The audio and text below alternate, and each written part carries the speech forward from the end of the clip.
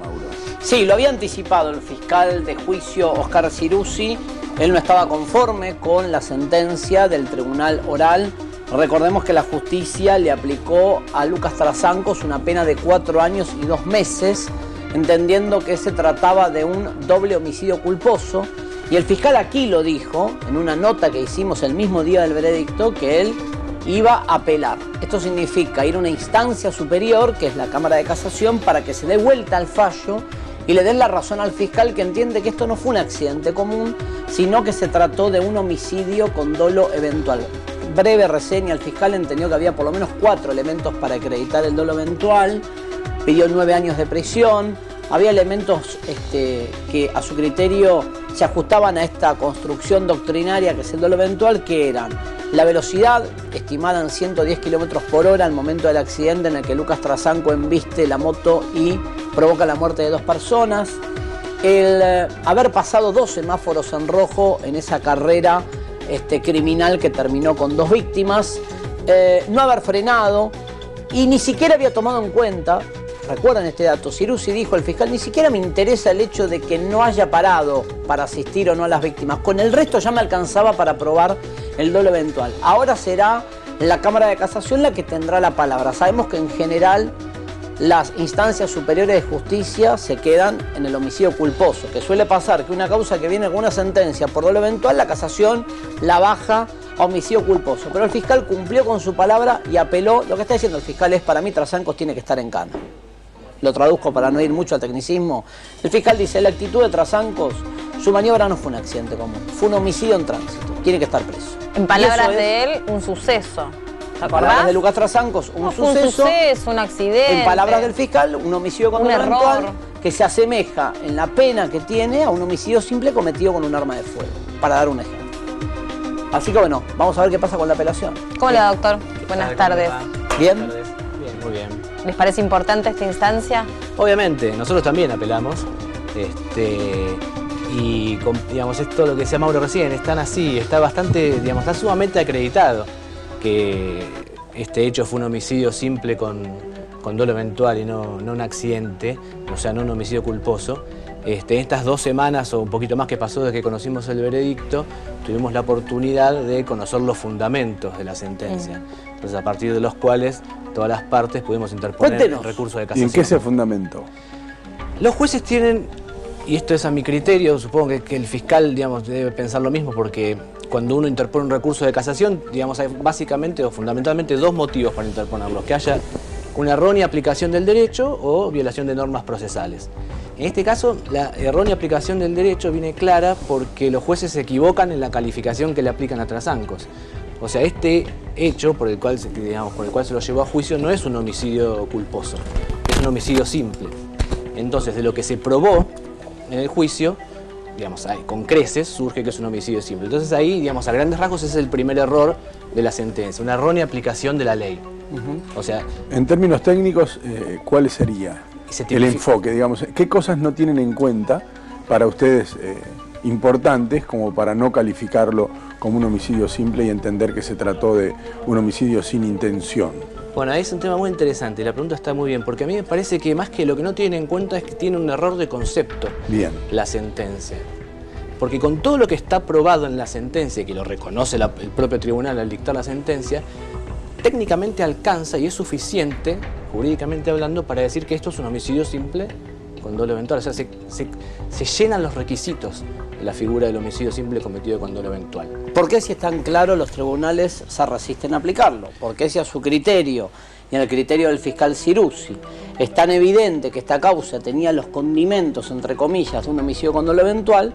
¿Por qué en general los tribunales no aplican este tipo de construcción? Más allá de que usted dice se dan todos los parámetros para que se hubiese condenado por dolo eventual, entiendo que estos jueces han obrado a derecho y han entendido que esto no fue un dolo eventual. ¿Por qué en general no se aplica?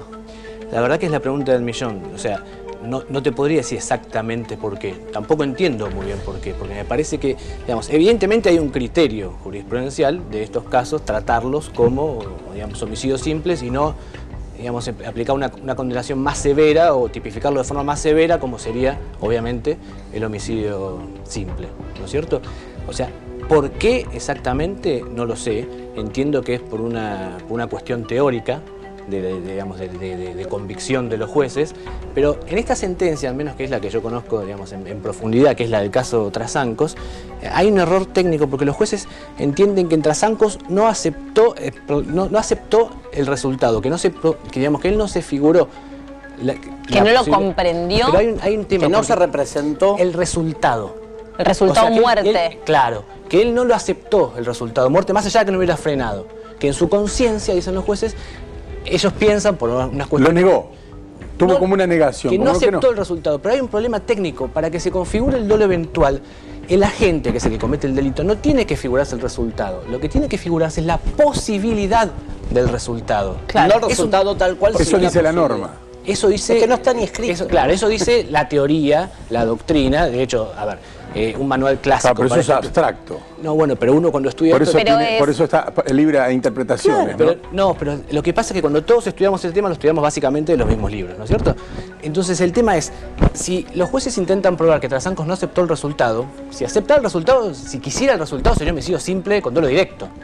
El tema acá es un paso subjetivo anterior al resultado, a la posibilidad. Eso es el dolo eventual. Y la posibilidad está claro, de la misma sentencia surge claro que él la aceptó. Claro, que apunta más a interpretar su conducta que a interpretar su inconsciente o su consciente. Bueno, en el dolo eventual está, digamos, hay un tema de tener que interpretar el subconsciente, obviamente, pero se hace con hechos objetivos. Exacto, y con un resultado objetivo. A partir que es indiscutible. Y los hechos objetivos que están probados se puede, digamos, tener como reconstruido cuál era el subconsciente. Yo le compro todo el argumento, no se aplica. Digo, bueno, nos cansamos con Guillermo y con Melina de escuchar ese razonamiento que hacen muchos en pos del homicidio con dolo eventual. Dígame por qué en general, usted no lo va a saber, digo, si es tan obvio. Pero como ¿existe alguna condena de...? Muy poquitas por dolo eventual. Acabo de contar una de Mar del Plata. Sí. Muy pocas. Digo, yo arrancaría, mire lo que le estoy diciendo, si no quiere modificar la norma para evitar estas discusiones eternas, que, insisto, es tan interpretable que depende de si un juez entiende que el que manejaba se representó el daño que podía causar potencialmente. Digo, hagamos algo provisorio. Manden a cumplir penas efectivas por homicidio culposo al término de un juicio. Que cuando termine el juicio y Trasancos terminó condenado a 4 años y 2 meses, por lo menos que se vaya en cana ese día a cumplir 4 años y 2 meses y que no se espere la verificación en la casación. ¿Se entiende? Por lo menos. Digo, en el mientras tanto, si la ley te permite, cuando te dan más de 3 años dentro del homicidio culposo, que sea a cumplir la pena, por lo menos intentemos de ese modo. Caso emblemático por la existencia del video. Cuando nosotros intentamos preguntarle a Trasancos, él minimiza la situación del video y siempre utilizando algunas cuestiones que la ley permite, algunos resquicios, siempre es información parcial, cosa que es cierto también desde el punto de vista racional, pero también es muy evidente. Así como es información parcial, también debemos decir, es muy evidente que viene rápido, es muy evidente que cruza el semáforo en rojo, que los demás están parados en la línea. Frena. Hay muchas cosas que son muy evidentes. Es que ni siquiera puede ver, ni siquiera técnicamente puede ver el semáforo en rojo. La velocidad que venía es como si estás adentro de un túnel. Entonces no podés ni ver el semáforo en rojo. Si no lo vio, es a favor de él.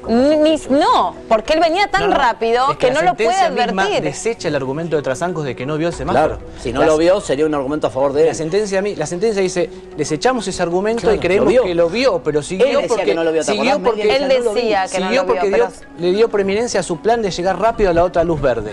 Claro, de cortar el semáforo. La salida de la estación de servicio y la camioneta que le tapaba. No, eso no quedó probado para nada, en absoluto, pero por eso le digo, la sentencia... Pero yo quiero saber algo anterior, o en general.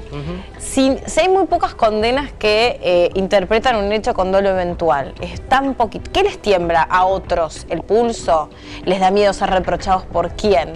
¿Quién podría estar en contra de interpretar esto como una actitud temeraria, con dolo eventual? ¿Quién? Mira, yo entiendo, a ver, tratando de pensando recién esta pregunta, yo quiero entender, digamos, si ahora tuviera que decirles por qué los jueces no aplican el dolo eventual, yo creo que, o por qué no un condenado no se va preso, como decía Mauro recién. Por un culposo. Claro, porque el temor que tienen, no es un temor, ¿no? Digamos, la situación que intentan cuidar es que si la instancia superior revoca esa condena y le da menos años, el imputado no haya pasado preso un tiempo que en realidad no le correspondía. Entonces tuviera eventualmente una acción de análisis y perjuicio contra el Estado, contra los jueces que lo condenaron. ¿no es cierto? Entiendo que por eso, digamos, esta precaución excesiva me parece de que una persona condenada a 4 años y 2 años, por ejemplo, se vaya caminando. Entonces discutamos el valor de los juicios orales, porque si el juicio oral es decorativo, no tiene sentido. A ver, yo no comparto. Si un juicio oral es decorativo y te vas a tu casa siempre, digo, no tiene sentido. No tiene sentido, es una farsa. ¿Sabes qué hacen en los juicios orales? Dicen, yo condeno, pero bueno, que revise la casación y después vemos si es a cumplir. Entonces, ¿para qué existe el juicio? Danos 30 segundos. Bueno. 30 segundos que actualizamos los títulos. Minuto1.com. Perdón, Zeta, lo habíamos interrumpido. No, ¿cuál es el valor de un juicio oral si cuando te vas de un juicio en general... Sí, hoy hay que esperar la ratificación de la ratificación de la ratificación. Sí. Entonces, a veces la gente muere en el camino. No, por ejemplo. Y el riesgo de fuga del imputado. Yo entiendo, ¿sabés qué marca esto? Que los tribunales ni siquiera están seguros de lo que aplican como condena o como veredicto, porque si están esperando que alguien los revise, digo, es a favor del reo. Yo entiendo, es a favor del condenado tener una instancia de revisión. Nadie dice que no haya instancias de revisión. Ahora, podés ir a una instancia de revisión y los que te defienden el derecho del sospechoso te van a decir, ¿y qué pasa si el tipo era inocente y lo tuviste en cana, condenado en un juicio oral y la casación dice que era inocente? Ha pasado. También hay una explicación de por qué en general no van en cana una vez terminado el juicio oral. No todos. Le aclaro que el ladrón que afana a un supermercado de caño llega detenido al juicio, se va detenido en el juicio y espera detenido la verificación de casación. Esto también hay que decirlo, ¿no? Realmente. Pareciera ser que cuando el delito afecta a la propiedad hay mucho más interés en hacer cumplir la pena desde el arranque, ¿no? Con detención inmediata. Parece que preocupa más el robo de un supermercado que el resultado vida. Porque el tipo que afana un supermercado, corríjame si me equivoco, va en cana desde el día 1, lo dejan en cana, no lo escarcelan, ni el defensor oficial pide a veces la escarcelación, sigue preso y se va preso en el juicio. Entonces también yo siento que el código ha ponderado de modo desigual el interés por la propiedad que por la vida. Parece un código construido donde importa más que te roben a que te maten. Pero recién hiciste hincapié en algo que me parece muy interesante. No sé si siempre fue así y por ahí estoy equivocado. Pero hay que esperar demasiado para ratificar una condena. Puede pasar 2 años. También es cierto, y con esto debemos ser justos, que muchas veces se han equivocado. Muchas. Pero hay casos y casos, también es cierto. Pero tampoco es matemática que si alguien está preso y después le revocan la condena, sí o sí tenga que ser, digamos, haya habido responsabilidad o tenga derecho a una acción por daños y perjuicios. Hay jurisprudencia de la Corte que dice que a veces soportar la administración de justicia es el precio que una de las personas, que cualquier persona puede eventualmente tener que pagar para vivir en la sociedad. Decíselo a Juan Suris que se comió 2 años adentro y el tribunal dijo que no había nada contra él. Bueno, por eso te digo, es difícil. Hay casos y casos. Bueno, pero en un hecho de tránsito, a donde por testigos se ve y se identifica una persona que se baja de un auto, que se quiere ir, que quiere esconderse, el caso que quiso esconder el auto con el que atropelló al nenito, taparlo con colchones, con frazas, ¿qué más te hace falta? Modificar la ley para que no sea interpretación. Falta? Modificar la ley. Es eso. Si no se dice dejarlo bien claro. Pero ¿qué es lo que están esperando? Es que siempre tiene que haber interpretación. Lo que pasa es que hay que interpretar la vida. Yo le haría matemática, vos, si ya lo dije varias veces, la gente se me enoja en tribunales cuando hoy me dicen, pero para eso nos van a dejar sin laburo a todos, ponés una computadora, paga una computadora, muchacho, pasaste en rojo. ¿Sabés por qué hace 100, atropellaste no es tan así. y lo mataste 8 años? No es tan así, ¿Sabés por porque qué la en realidad gente lo que hay que recalificar es lo que es un accidente y lo que no lo es. Y la perspectiva. No es tan complejo. No, y ¿sabés qué es la No es tan perspectiva? complejo de establecer. Si vos manejás borracho drogado, cruzás un semáforo en rojo y mataste la vida de alguien, no es un accidente. Y las leyes, hacerlas, por lo menos las leyes de tránsito, desde la perspectiva del tipo que queda tirado en el asfalto, no de la perspectiva del tipo que viene manejando. Eso es exactamente así, hay que cambiar el enfoque. El enfoque del de la abandono, víctima, no en el victimario. Sí. Pero, ¿por qué lo que decía Mauro? ¿Por qué te dan ganas de poner una computadora? Y porque evidentemente hay una sensación de que la prestación de servicio de justicia no pasa por su mejor momento. No pasa, no estoy discutiendo eso, estoy Se diciendo otra interpreta cosa. demasiado. Estoy diciendo. Y se olvidan para qué fueron escritas. Estoy diciendo, los jueces tienen a su mano una normativa que ni siquiera tiene formulada la palabra dolo eventual en el código. Entonces va a ser mucho más lógico el razonamiento. Que no se llame dolo eventual, que ya esté establecida la pena y chao. Pero hoy, como son las cosas, es mucho más lógico, visto del edificio de tribunales, que no apliquen el dolo eventual a que lo apliquen. Si ellos se manejan y digo, se rigen por papeles, y un papel ni siquiera lo tiene como norma. Sin tomar ningún caso en particular, vamos a hacer una situación común y creo que vamos a estar todos de acuerdo. Viene alguien en exceso de velocidad, pasa un semáforo en rojo, atropella a una persona, la abandona, oculta el auto, y cuando lo encuentran el auto era de un tercero, ni siquiera era de él. Y no podremos saber nunca si estaba alcoholizado o no en el momento en que se produjo el incidente. Cuevas. ¿Es un accidente? No. No hice nunca. ¿Eso es un accidente? No. No es un accidente. Es que es fácil, hacerlo al revés. ¿Cuál es un accidente? Un accidente es cumpliste con la norma, no estabas alcoholizado y así todo. Te llevaste por otra persona, es un accidente. Si no cometiste ninguna infracción y chocaste y mataste, venís a la velocidad que hay que venir, cruzaste el semáforo como debiste cruzarlo, es inevitable. No bebiste alcohol, se rompieron los frenos. Por eso la ley llama homicidio culposo, es un delito, digo, por más que la pena no parezca justa, que es de 2 a 5 años, es un delito el homicidio culposo. Porque puede pasar que no hayas visto a alguien, claramente, puede pasar, a todos nos ha pasado. Venís todo normalmente y no viste algo. No lo viste, chocaste, atropellaste, tuviste... Bueno, eso es un accidente. Eso es un accidente. Y yo digo, una cosa es una distracción y otra cosa es la prepotencia. O la omnipotencia, de pensar, ¿qué me importa? El banana. Claro, ¿y a qué le importa? El banana está más propenso a cometer una masacre. No, yo no iba rápido. Bueno, ¿cómo que no ibas rápido? No, después es asumir la responsabilidad de tus actos. Claro, exactamente. Con hidalguía, exactamente. Además. Bueno, me equivoqué. Bueno, ahí está el tema. El banana se representa la posibilidad de que el resultado de desvalor ocurra. El banana tranquilo. Obviamente. Pero no le importa. Claro, bueno, porque justamente le da preponderancia a su plan que a evitar esa posibilidad.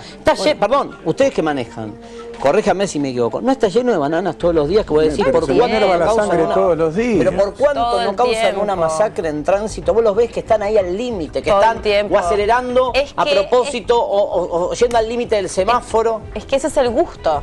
Por ahí pasa la satisfacción de manejar a ese precio, al borde de ver cuál es el tarado que se cruza. Lo digo tarado, obviamente ustedes me entienden en qué sentido lo digo. Al borde de cuál es a quién voy a callar con mi auto, a ver quién se corre. Y ahí hay un tema interesante que es técnico, pero que la sentencia del caso Trasancos también lo señala. Porque los jueces, digamos, para fundar su postura, hacen una pregunta en determinado momento de la sentencia y dicen, ¿qué pasaría si, por obra del azar, Trasancos cometía la misma acción, pero no teníamos el resultado luctuoso que tuvimos de 2 muertos? ¿Se podría hablar de que fue un homicidio en grado de tentativa? Entonces los jueces dan una respuesta negativa. Entonces, por eso mismo, no es un homicidio simple si causó el resultado. Porque lo ven como dolo directo. Pero ahí hay un tema. De esto es que si vos tomás las cámaras de seguridad de la ciudad durante las noches, vas a ver que esta situación, sin matar personas, pasan permanentemente. Vas a encontrar muchísimos autos cruzando a más de 100 kilómetros por hora, semáforos en rojo, en las avenidas vacías. Solo que no salen en los diarios porque, desgraciadamente, porque no mataron a nadie. Claro, nadie se cruzó, o afortunadamente nadie se cruzó delante de ellos. Pero hay que empezar por ahí, me parece. Pero no entiendo en este sentido, no seguí el final de la lógica de los jueces, la perspectiva de los jueces. Es decir, que si no hubiese existido el resultado muerte, ¿cómo se interpretaba la acción de él? No se podría decir, según los jueces, sí, te voy a explicar porque yo pienso que están equivocados, no se podría decir que fue un homicidio en grado de tentativa. Porque no existe, los jueces dicen que no existe el homicidio en grado de tentativa con dolo eventual. Exactamente, hay doctrina que dice que sí existe el dolo eventual en la tentativa, porque el dolo, que es la parte subjetiva, no cambia en la tentativa. En la tentativa lo único que no hay es el resultado. Claro, pero ¿qué hiciste? Pero el dolo es el mismo. Entonces, ahí hay un error de concepto de los por eso jueces. decías vos lo del error técnico o teórico, que era la posibilidad del resultado. Ocurra o no ocurra, pero es la posibilidad de que sí pueda ocurrir. La posibilidad, exactamente. Con el criterio que se muestra en la sentencia del caso Trasancos, el dolo eventual no existe. Porque si el agente se representa el resultado, que no existe, doctor, pero tendría que lo digan con todas las letras. Para nosotros el dolo eventual no existe. Es que es muy probable que estén interpretando eso, por eso dijeron que no. Es la única instancia judicial del caso que entendió que el dolo eventual no es dolo eventual. Lo llaman escurridizo. No existe. Claro, si no es eso, ¿qué es? Claro. Es alguien que le avisa al vecino, ahora me subo al auto y voy a atropellar 10 personas. No, tenés que tener un psicólogo al lado. Un psicólogo al lado que analice tu mente. El problema es que mientras no existe en el punto de vista material, existe. Desde la materialidad existe. Entonces, ¿cómo subsanamos esa distancia que hay entre la ley y los hechos? Hay una forma, que lo decimos siempre con Guille. Sacale la palabra dolo eventual, construir una norma de homicidio en tránsito. Claro. Que sea, pasaste en rojo, manejaste a más de lo permitido, no frenaste. Ni que hablar si mataste, preso. Agarrá la cámara de seguridad en Flores y ponela en Montevideo, República Oriental del Uruguay. Sí. Y fíjate qué le pasa al que manejaba el auto. Cruzá el Río de la Plata. La misma cámara de seguridad, no la llames avenida Rivadavia, ponele Avenida 18 de Julio y poné la misma situación del otro lado del Río de la Plata. A ver qué le pasa. ¿Qué le pasa? No, fue el tema, no fue el famoso tema de Gaby Álvarez, ¿no? Gaby Era que Álvarez, preso que era acompañante de Acción al Preno. Claro. Bueno, si quieren, vamos a repasar el grato momento que vivimos cuando entrevistábamos a Trasancos. Dale. Que fue muy, muy agradable, por suerte, la entrevista. La madrugada, como ya se sabe, ocurrió lo inesperado, lo peor que le puede ocurrir a una persona. Fue este accidente que cambió la vida de varias familias, entre ellas la de Viviana Álvarez, Jacobo Ramos, que fueron, yo creo, desde mi punto de vista, los que peor la están pasando en este momento, y también mi familia y obviamente mi vida. Bueno, yo venía circulando, retomo Rivadavia por José Martín, vengo circulando por Rivadavia, una cuadra antes del impacto, no logro ver el semáforo que estaba en rojo, y la única moto, por desgracia, que venía era la de Jacobo Ramos, la impacto, y bueno, ocurre este suceso horrible, esta tragedia. La cabeza se te nubla entre que tuve en un penal, tuve en neuropsiquiátrico, tuve intento de suicidio, tuve muchas cosas que me pasaron en base a esto, ¿no? Y bueno, la única oportunidad que tuve para poder expresar lo que yo sentía fue esa primera vez que los tuve enfrente, que los vi y que dejé todo lo que yo sentía, o sea, todo mi sentimiento, me desahogué, y la culpa la tengo en el corazón y la voy a seguir teniendo siempre, y me hice cargo de esa culpa desde el vamos, porque pasé en rojo y faltan 2 vidas, y fue por culpa mía. Escuché gritos, entre ellos que me iban a matar, hay un alegato de una persona que manejaba o que estaba en la ambulancia, con la cual se quedaron los chicos. No es que estaban solos cuando sufren el impacto, sino que había mucha gente. No es que yo digo, bueno, me voy a ir a ver si nadie me vio y zafo. No, nada que ver. Yo me voy porque había mucha gente alterada, temí por mi integridad y por lo que estaba pasando, y aparte yo no sabía que había dos personas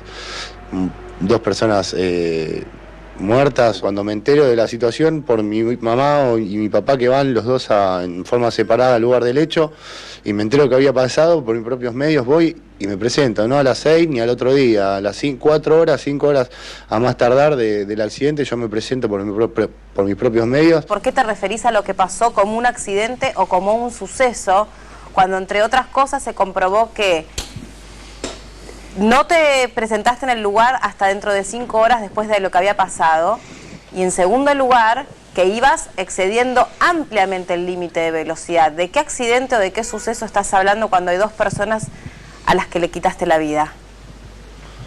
Me refiero a un accidente porque es algo involuntario, es algo que uno no tiene intención de hacerlo, ni va queriendo arruinarse la vida a uno, y mucho menos a 2 familias inocentes, quitarle la vida de 2 personas. Me refiero a un accidente en el cual yo no iba a una velocidad tampoco holgadamente excedida, como decían todos los medios, que era de 150 en adelante. El video demuestra que vos vas rápido. No puedo dar precisiones de cuál era la velocidad, pero no solamente demuestra que vas rápido, sino que muestra que no tocas el freno, entre otras cosas. No, sí, yo te explico, Guillermo. El tema es el siguiente. El video lo que muestra o deja de mostrar es un video. Yo te hablo de mi experiencia. Pero vos no podés decir eso, Lucas, porque es evidente el video. Bueno, la situación es la siguiente. Si yo no toco el freno, es porque yo no logro advertir que el semáforo estaba en rojo y no logro ver a las personas. Por eso usted no venía conduciendo el auto, Trasancos, ¿no ve el semáforo? ¿Cómo maneja usted? Usted leyó mi declaración, leyó que yo salgo del ACA una cuadra antes y retomo Rivadavia, y lo que veo es que no hay gente, y previo a mí hay una moto y un vehículo que pasan en rojo, y que hay un auto estacionado y que se me presta a mí a la confusión. ¿Eso lo leyó? Sí, ¿y? ¿Usted no mira para adelante? ¿Usted no tiene errores? Dígame. ¿Usted no comete errores? ¿No cometió nunca un error en su vida? Cometemos errores, pero me parece que ese es bastante visible en el video. Es muy notable. Está bien, entonces, por más que sea visible o no sea visible, ¿es un error? Sí, es un error que le cuesta la vida a 2 personas. Bueno. Y que se puede prever. Está bien, entonces estamos de acuerdo. Y se puede evitar. Estamos de acuerdo que cualquier error Si no, no sería error. Si yo lo pudiera evitar, no sería error. Entonces no es un accidente. ¿Por qué no es un accidente? Porque se pudo evitar. Porque usted pudo evitar haber ido a la velocidad que iba, por lo menos. Usted pudo evitar. Usted tuvo que haber respetado las reglas de tránsito, por empezar. Si yo las hubiese advertido, las hubiese respetado, si no esto me hubiese ocurrido ¿Cómo muchísimo advertir? tiempo ¿Cualquiera antes. que se sube un volante sabe que tiene que ir a determinada velocidad? Yo hablé en el juicio de una forma espontánea, no soy perito como para determinar la velocidad que iba, yo sé que no iba a 170 y no iba a 150. Después, si quieren hacer preguntas haciéndome daño con lo que a mí me ocurrió, como me están hablando... Pero más daño del que hizo usted, nosotros no vamos a hacer, ¿eh? Bueno, usted me está hablando de una manera horrible, de una manera en que la verdad estoy arrepentido por lo que ocurrió. ¿No es algo horrible? Yo estuve en un accidente de tránsito, con lo cual fui el que realizó ese accidente al no ver el semáforo en rojo. Me hago totalmente cargo, pero tampoco estoy para que me castigue y me siga castigando usted, que no sé ni quién es. Por eso mismo les pido perdón a las padres de la víctima todo el tiempo y tengo una culpa que la voy a llevar toda mi vida. Y lo que menos quiero es escuchar a una persona que me recalca la culpa que tengo. ¿Está bien? Bueno, generalmente aquel que es acusado de algo pide que se remitan al expediente, convirtiendo el episodio cargado de emotividad en algo frío. En los expedientes judiciales se dirime otra cosa completamente diferente. Y aunque eso es la justicia, y hay también que decirlo con todas las letras, también es cierto que hay una discusión que va por otro paralelo, que transita por otro lugar, que es lo que la sociedad reclama o la sociedad interpreta como justicia, que es completamente diferente. Y ahí está el eje de la discusión. El principal eje de esta discusión es la interpretación de la norma y la distancia sideral que hay entre lo que uno cree que debería suceder y lo que finalmente ocurre cuando todo eso se traduce en un frío papel que se interpreta desde otro lugar, que seguramente usted no logra comprender como papá de una de las víctimas. Sí, es así. La verdad que es imposible comprender después de 2 años con mucho dolor, mucha tristeza. Todavía palpita ese dolor del 2013 hasta hoy y jamás va a poder borrarse ese dolor, ¿no? Es imposible de sanar esas heridas en mi familia, en mis hijos, mis hijas, mi esposa, pero como siempre digo, nosotros estamos pidiendo justicia. Y se nos abre un panorama más de esperanza en el Tribunal Superior, que ponemos nuevamente nuestra confianza que el Tribunal Superior de Casación esto va a analizar y esperamos que esto revierta, ¿no? que revea este vergonzoso fallo del Tribunal número 7. Y yo creo que nosotros no estamos pidiendo venganza, sino estamos pidiendo justicia para que esto no vuelva a ocurrir. Espérenos un segundo, vamos en vivo ya mismo al Congreso. Médicos del... Estamos hablando de la distancia que existe entre la ley tal cual existe y los hechos de tránsito. Por eso está con nosotros Andrés, el papá de Jacobo que fue atropellado y abandonado en esas imágenes que están viendo ustedes por un muchacho que lo entrevistábamos y que aún a pesar de haber pasado por las instancias de un juicio, haber sido sometido a pericias, responder distintas preguntas, él sigue diciendo que no, iba manejando rápido y él sigue diciendo que fue un accidente. ¿Cuál es su interpretación, Andrés? ¿Qué es lo que tiene que pasar? Me imagino ustedes viendo esta entrevista, porque me da bronca a mí, no me quiero imaginar a usted. Sí, la verdad que causa impotencia, porque él está queriendo defender algo indefendible, está queriendo justificar lo injustificable. Él dice que está arrepentido, pide perdón a la familia. Yo quisiera ver su arrepentimiento. A 6 cuadras de la casa de él, de ahí de los padres, vive el hijo de Viviana Álvarez, que quedó huérfano a los 4 años, ahora tiene 2 años. Si realmente están arrepentidos, ¿por qué no se acerca uno de los familiares, o su patrocinador, un abogado, o él mismo, a querer reparar el daño que hizo? Yo no digo que se me acerquen a mí, porque ya en este lapso de tiempo ya no me parecería algo incoherente que se venga a pedirme perdón. Pero que se acerque a la familia de Álvarez, A 6 cuadras vive esa criatura de 6 años, un chico que quedó huérfano, sin la madre. Si él realmente está arrepentido, ¿por qué no se acerca y ofrece una reparación, un resarcimiento?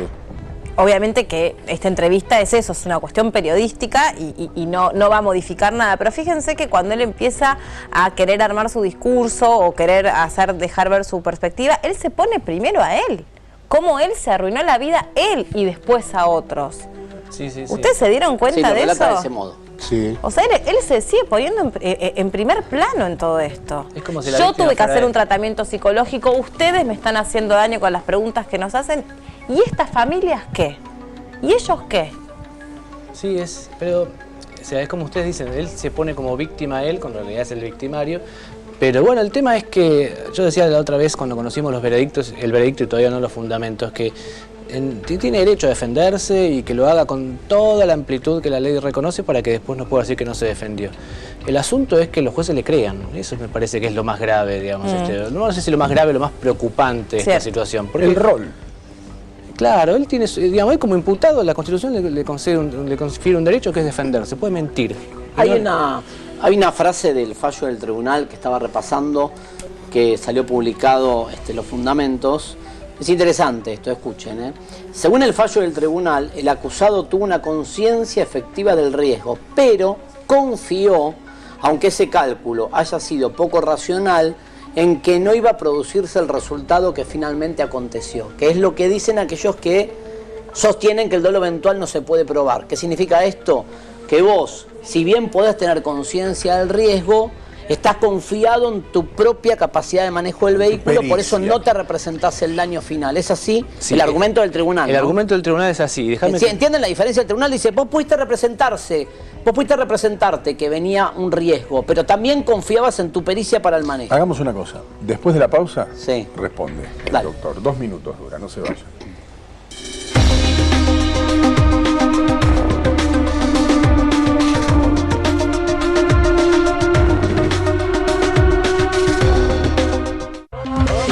O del homicidio. De hecho, creo que todos al conducir confiamos en nuestra pericia, si no, no conduciríamos. Ahora, excederse en esa confianza ya está marcando algo. Entonces, yo confío en mi pericia respetando más o menos la velocidad máxima, no pasando los semáforos en rojo, eso todas, no tomándome un whisky cuando voy a manejar. Eso todas. Entonces ahí sí confío en mi pericia. Después ya no puedo confiar en mi pericia porque ya no está en mis manos que pase o no algo. Pero, y no nos olvidemos del otro caso, con el que abrimos el programa. El del nene de 11 años. Un solo papel. Nada. O sea, si eso no es omnipotencia, de pensar que no te va a pasar nada, ¿qué es? Porque no tenés un peor solo el de Mar del Plata, donde atropelló. No, el de Mar del Plata mató a 3, Guille. Una cosa va de la mano de la otra, sí. El de Mar del Plata mata a 3, el que contamos siempre con Guille, que es uno de los pocos antecedentes de dolo eventual aplicado este año, 8 años y medio. Mata a 3 integrantes de una familia. El tipo sale a manejar sabiendo que no tiene frenos.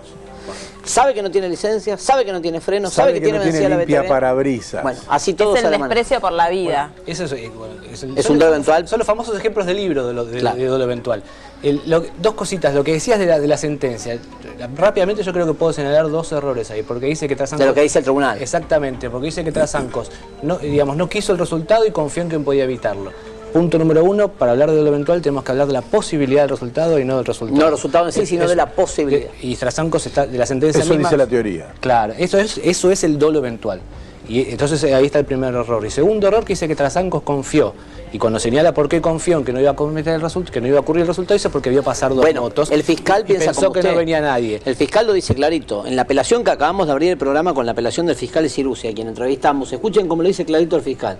El fiscal dice: discrepo con el argumento del tribunal. Las graves violaciones a las normas de tránsito cometidas en el caso impiden, desde un punto de vista objetivo, ponderar como posible la evitación del resultado. El fiscal lo construye al revés, dice: tanta cantidad de violación a la norma impide, lo dice textual, como posible la evitación del resultado. Si vos pasás en rojo 2 veces, si vos acelerás a 110, si vos no frenás, vas a terminar matando. Ahí aceptaste la posibilidad. Esto es lo que dice el fiscal. Ahí aceptaste la posibilidad. Y mismo la sentencia dice después que Trasancos está dentro de una normalidad psicojurídica, con lo cual quiere decir que evidentemente aceptó la posibilidad. No era una persona que no comprendía la criminalidad de sus actos, ¿no es cierto? Entonces puede decir, no tenía una afectación de cualquier tipo que no le impidió comprender, digamos, aceptar esa posibilidad. y después cuando la sentencia dice que confío en que podía evitarlo, digamos, esa confianza, más abajo se lee la sentencia, que descansa en cuestiones que hubieran sido puramente azarosas, como que no hubiera venido ninguna moto. Claro. Pero eso tampoco, digamos, tampoco elimina la figura del dolo eventual, porque para que haya... antes. Porque no antes del paso de la si moto. la gente confía en cuestiones azarosas, sigue cometiendo el dolo eventual porque la posibilidad la aceptó. Claro. Yo voy Mirá. por cruzo igual, digo, no va a venir nadie, confío en que no va a venir nadie. En mi teoría, confío en mi manejo. En mi teoría, viste que cada uno tiene su propia invención, su propia forma de razonar, que muchas veces no la transmite, sino que son sus propios mecanismos. Yo lo llamo manejo defensivo. El manejo defensivo, el que tengo yo, es llegar a una esquina y por más que el semáforo esté en verde de noche, frenar. Tocar, Por eso, freno, tocar ir con el pie arriba del freno y mirar para los dos lados, sobre todo de noche. Y más de una vez, ese manejo defensivo ¿Te salvó? me salvó. Bueno, entonces volvamos al Obvio. tema del banana, Pero lo llamamos banana. ¿Qué pasa para que un tipo maneje un auto? Saca trasancos si querés. Hay miles de trasancos que no mataron. ¿Qué pasa para que manejen Mauro, un auto? a Ustedes que veces va manejan una ni siquiera señora frenen. mayor con un bastón. Y le que toca se, queda, gasolina. que se queda en la mitad del semáforo porque no calculó No llega. bien, porque es Se lo adulto, tiran encima porque al auto, lo he visto. aceleran. Sí. Entonces si la señora se tropezara por Sí, la alguna mata. razón, la pasa por Sí. arriba. Sí, sabe que la puede matar. ¿Cuál es el chiste? Chicos, es el único país en el mundo donde el peatón corre, se apura para poder cruzar, aún teniendo la luz que lo habilita para hacerlo. Por las Es dudas. el único peatón en el mundo, porque en cualquier otro país, aún aquellos donde se maneja muy mal, el peatón pone un pie en el asfalto y todo el mundo frena la marcha. Sí, exactamente. Y la concepción que tenemos acá está Al revés. tan desconfigurada, está todo tan patas para arriba, Al revés. que hace que tipos como Trasancos, y me hago cargo de lo que digo, después en una entrevista televisiva actúe como actúa, porque él es así. Él es eso que vimos. Como seguramente yo debo ser un ogro, una persona que maltrata a personas, como así se sintió él, es posible. Él es así, él es este prepotente que vimos que sigue justificando lo injustificable. Lo que dice Andrés. Es la sensación que deja esta sentencia. Yo lo vi a Trasancos irse por atrás, por la misma puerta que se fueron los jueces corriendo, digamos, parecía protegido por el tribunal. Se fueron los jueces y enseguida salió Trasancos. O sea, era una cuestión, digamos, como vos decís, patas para arriba. Y hay un tema que a mí me parece muy importante y quería decírselos, que tiene que ver con el nuevo Código Civil y que se puede aplicar en estos casos. Y, por ejemplo, para el caso que estaban hablando ustedes al principio del tema del Falcon. El nuevo Código Civil, por ejemplo, crea la función preventiva de la responsabilidad civil. Entonces los jueces ahora pueden obligar a alguien a evitar causar un daño. Entonces, por ejemplo, el juez que entienda este asunto, o el fiscal que sea que entienda este asunto, porque es provincia de este que conducía con el Ford Falcon, puede tomar cualquier medida para evitar que esa persona conduzca. Porque ahora la ley, digamos, en la nueva ley se lo permite. Está dada la posibilidad. Fuera de toda norma Claro. jurídica, y ya para cerrar, ¿qué espera la familia de esta nueva instancia? ¿Qué espera la familia? Y nosotros estamos esperando que esto realmente llegue a la conciencia de este Tribunal Superior, ¿no? Que pueda rever esta sentencia, que fue vergonzoso, porque según la abogada de la defensa, yo le escuché la declaración que hizo, que esto fue una condena ejemplar. ¿Qué ejemplar? Son ejemplos para que vuelva a ocurrir un caso Kevin, este chico de 11 años, hace unos días fue atropellado en contramano, con un hombre manejando un Falcon, sin BTV, sin seguro, sin registro. Entonces, ¿qué estás concientizando a la sociedad? O a aquellos hombres, digamos, con esa mentalidad psicópata de salir a matar gente, o un chico. Esta es la condena ejemplar de que se habló. Para mí es un mal ejemplo. Le está dando a entender a las personas que, bueno, salí con el coche, salí sin BTV, salí sin registro, salí alcoholizado, cruzás semáforo en rojo, matás a 2 o 3 personas y total te comes un proceso judicial, pasás por un juicio, te dan la libertad y vas caminando a festejar en tu casa. Eso es lo que yo veo, ¿no? Pero lo que esperamos ahora es que esto se revierta. Tenemos una luz de esperanza, fe. Nuevamente nuestra fe surgió en este Tribunal Superior y estamos esperando que realmente esto se revierta y que se anule este fallo vergonzoso y este Tribunal Superior dé un fallo ejemplar para que esto no vuelva a ocurrir.